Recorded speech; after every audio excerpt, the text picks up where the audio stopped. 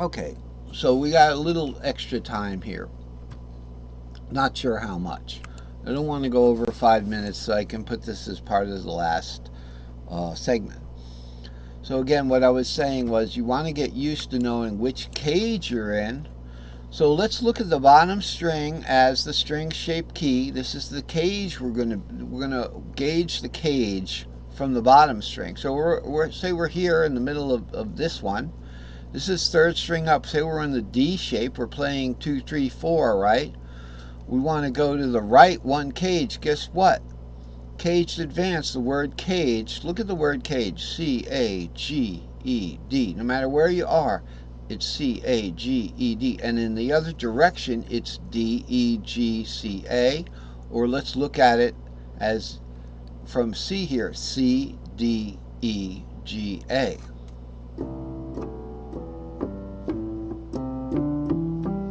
C-D, C-D, C-D-G-D. Let's look at that again. C, D, E, G, A. Thank you. So that you're going up a pentatonic scale, and the other way you're just spelling the word caged. So know where you are. So say we're on the D here on the third string. All right, we know pretty much 2, 3, 4. We're in the C cage there. To the right of it is a caged advanced. So the word cage starts over again. To the left of it, if we have fretboard there, D goes to E in a pentatonic scale. D goes to E. Okay. And know which cage that puts you in the next cage. So it puts you exactly in the next cage. Exactly. Not some of the time. So the next cage from the C cage is the D cage. So then you're in the D cage. So you're playing here a D. Now you're playing the E in the D cage. Right? So we know where that is. That's here, right? I have a low D cage down here. And then we go over here to the D shape.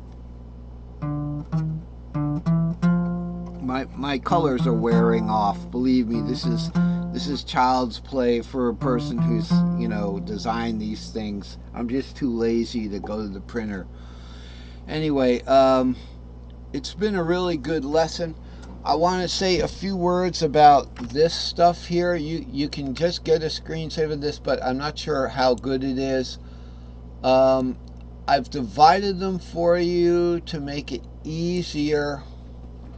Okay, so we don't get mixed up with the flow.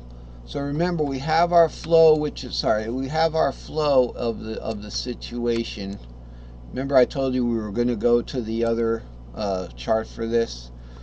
So we have our flow. So this is the normal one, and all we're doing right here, and then additionally we have over here. This is the ramp. I'm going to show you this right here.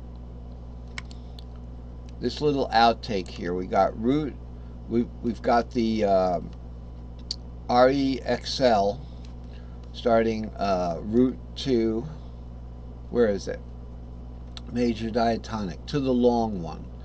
Okay, now long one's 4C AXL. There's a problem. This is not the long pattern here. There's a problem here. This is wrong. Okay, so I got the right pattern in here now. Alright. So we have the long pattern 4, 5, 6, 7. Okay, that's what I get for like making a chart at 4:30 in the morning and trying to put it together. But so that's just a word about the ramp pattern. This is a pattern itself, 5, 6, 7, root 2, 3, 4, 5, 6, 7. But what I want to bring your attention to is this diagram here. We have a pattern stack. Okay, it's still in P4 tuning, which means you still have to insert the warp. It's as long as it has to be to make sure we got pattern A, pattern B, pattern C, and pattern A, pattern B, pattern A, pattern B again, maybe. So we've got here, we have our here, we don't have the old-fashioned long one here. This is the actual pattern. So we got 5, 6, 7, 2, 3, 4, 5, 6, 7. Okay, and then we got root 2, 3, 4, 5, 6. Then we go into the short patterns here. So we can show you how this is actually two patterns in one. Okay, we have the short patterns here, and it can show it going into the long pattern. How's that work? How's that work? We have 5, 6, 7, root 2, 3, 4, root, we have 5, 6, 7 here, root 2, 3, and then 4, 5, 6, 7. Alright, then root 2, 3 again, right there. Notice the roots over the 5. Now let's just bring this back down somewhere to say here, so we've got the same thing. We've got root 2, 3, 4, 5, 6. Then we go into the short patterns again. So here's our G. Let's bring the G back down to here. So we got 6, 7, root 2, 3, 4, 5, 6, 7, root 2, 3, warp up for 5, 6, 7, root, like that. So we're way up on top here. So it just keeps going, you know, and there are loops here. Okay, the 4, 5, 6, 7, the way I draw these diagrams are usually can be a loop, but it doesn't have to be. Okay, we're looking for the pattern to work itself. So this is drawn kind of inaccurately. It should start and end on itself, kind of thing. So it would be like this. It's just up to you how much of the pattern you want to see. Okay, other than the long pattern, which I treat it by itself. Now these are the chord shapes here. Let's just look at them. I'm not going to go back to the other chart right now. We'll just take it one column at a time. These are the string shapes involved. These are the string shapes in the long pattern. It's just here for fun, that's all. But this is the main pattern here. If you want to add the 7th to the 4, 5, 6, 7, you're talking about this pattern here. And then you might as well just do root 2, 3, you know. You can do a long pattern into a short pattern, okay, but you'd have to do one of those caged intervals where you do a 6, 7 root. So you can do 4, 5, 6, 7 into a G. Okay, that's 4, 5, 6, 7, and then root. Then you're in the G pattern, so it's like that. You're in the G cage.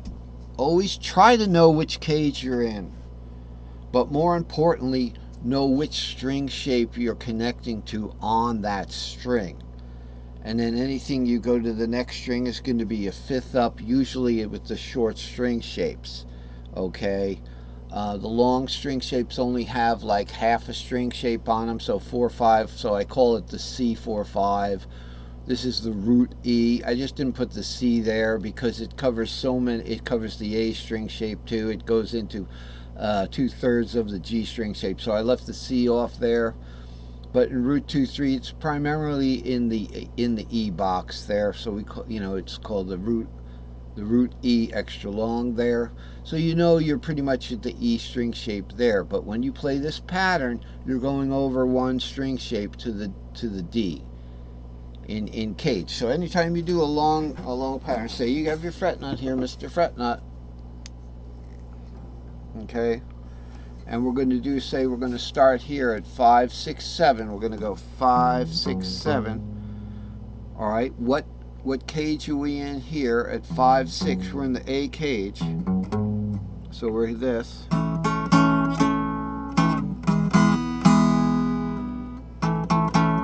We're in the A cage there. So it's 5, 6, 7. All right, root 2, 3. We're root 2, 3 right there. Then we go 4, 5, 6. All right, we're going to come around with this 5, 6 here. Now we're in the next cage. We started in the A cage, and the A cage goes to the G cage when we're coming this way. So we're in the G cage. We're just going to finish up a G there.